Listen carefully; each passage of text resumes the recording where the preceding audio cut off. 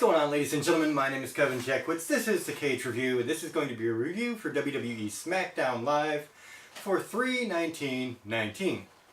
And this is going to be a pretty short review because essentially there was a small amount of stuff that happened during a 2-hour program.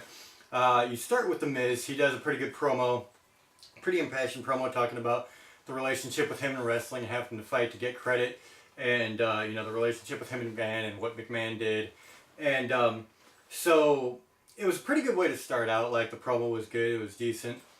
But then they open up the first actual bout was kind of terrible. It was Sasha Banks and Bayley coming over from Raw to face the Iconics. The Iconics I'm not a fan of, and they were very awkward throughout this match. There were a lot of missed times, missteps, and it didn't gel right. Like, all of this was just pretty bad. The Iconics laid out their, typical terrible Iconics promo before they started, and the bad just never stopped. They had a commercial break in this match where Lacey Evans comes down and does her stupid shtick, and it's literally the worst build I've ever seen for a star. Literally the worst build I've ever seen. It's just horrible. And then you get the Kevin Owens show. He comes back, and his hosts, with Becky Lynch and Charlotte Flair, and instead of doing like the usual Kevin Owens talk show where he asks questions, whatever, he just instigates and then gets these two to start a brawl, which they do. Of course, the fans are backing Becky Lynch, and it was a decent segment. I mean, I don't know that there was anything extravagantly good about it, but it was decent. Backstage, AJ Styles interview where he's talking about Randy Orton, and basically how Orton's got the home court advantage, and AJ is kind of fighting this uphill battle, and he says that's fine, that's what I've always done. So okay promo, nothing really bad about it, nothing really good about it. Daniel Bryan has a promo after that, and he starts talking about Kofi Kingston not deserving a shot at a championship match, and so he does that shtick for a couple of minutes, and then the New Day come out, and that starts the Kofi Kingston gauntlet match. And so really all this comes down to is Kofi beats Sheamus, Cesaro, Rowan, Samoa Joe, and Randy Orton in that order. And it's exactly what you would expect it to be. Everybody kind of wearing him down. At least one guy is going to go after him after the match. Samoa Joe did that. At least one guy is going to break the rules.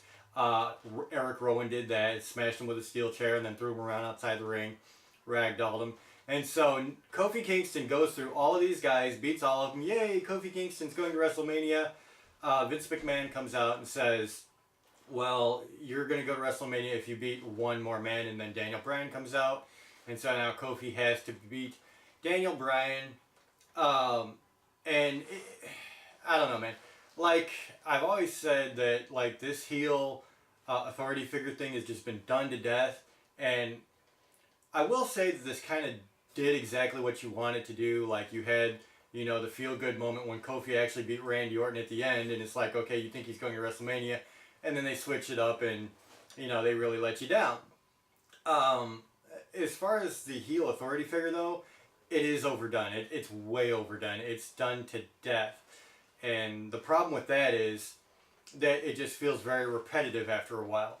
And they're really not trying to change up storylines, create new storylines. You don't always have to go back to the same thing that you've been doing for 25 years. I'm sorry, it's just done to death. And I will say that they kind of got me with the feel-good moment, when Kofi won and everybody's excited that Kofi's going to WrestleMania, and then the letdown afterwards. But at that point, it's actually pointless. Like, at that point, it's overdone to the nth degree, and then you're just like, alright, dude, you're ruining what could have been a decent storyline. Like, you had the feel-good moment, you had, okay, Kofi's got his shot now at WrestleMania. I mean, you're only a couple of weeks away from WrestleMania now. And you're still pulling this stupid garbage. And so I didn't really like how they did that. I don't care what their rationalization is. Nothing about that was good. They should have left it with the feel-good moment. They should have left it with, this guy fighting insurmountable odds. And instead, they're trying to throw you a curveball, and it just falls flat. And so, at the end of the day, I just think it was overdone. Which, I said a couple of 3 weeks ago, however long ago it was, that they're doing the same thing with the Ronda Rousey, Becky Lynch, Charlotte Flair angle, where it's like they're just doing too much with it now. They're trying to throw in so many little side plots to these stories. This is a wrestling program. It's not a daytime drama series. There's a massive difference, and clearly they don't get that.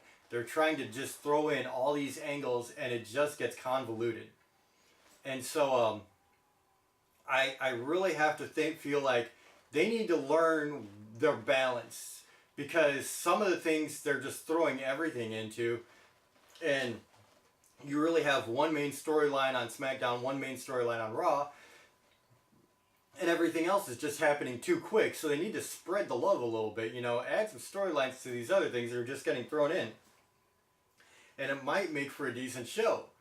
But as it is, you have a few things that are just thrown together very quickly, and a couple of storylines on each show that they're just killing. Like, they killed the whole push with Becky Lynch, Ronda, and Charlotte. Now they're killing Kofi versus Daniel Bryan. I don't know, man. I don't get what they do. So as far as the show goes, I mean, it was a good opening bit. The first match was not good. Becky Lynch, Charlotte was okay. And then you go into the Kofi gauntlet, basically. And the matches were slowed down because you knew that Kofi was going to be in there for like an hour again. And so a lot of time there was wrist holds, arm bars, chin locks, just a lot of very slow pace, letting Kofi save his win type of stuff. So at the end of the day, it wasn't nearly as good as it could have been. The magic the first time around with Kofi in the gauntlet match was that, he was killing it. He was. And, poor guy was tired as hell afterwards, but there was that magic to it. It definitely lost something this time around. So I'm going to give this show, honestly, a 4 out of 10. Because I didn't like how they did a lot of stuff with this show. I mean, over half of the show was the gauntlet match. So right there alone, if you don't execute that well, and if you don't have a good ending, you've squandered over half your show. And considering most of the other half of that show was the, women's tag match where the Iconics won, I can't call that good. So 4 out of 10, that's where I'm at. Let me know what you guys think in the comments. If you enjoyed this, hit the like button, subscribe, and share. My name is Kevin Jackwoods, Kaged Nation, out.